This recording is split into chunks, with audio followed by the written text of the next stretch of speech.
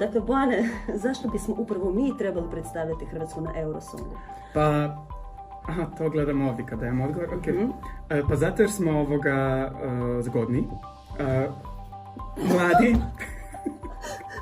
Dobro, otiću na botoks. Onda ok. Imamo super pjesmu. Tako je. I nada se smo teatralni. I čak smo u teatru, evo. Da. Teatralni smo, a zna se da na tom Eurosongu uvijek malo teatra dobro dođe. Biće teatra i kod nas. Euphoria, forever till the end of time. From now on only you and I, we're going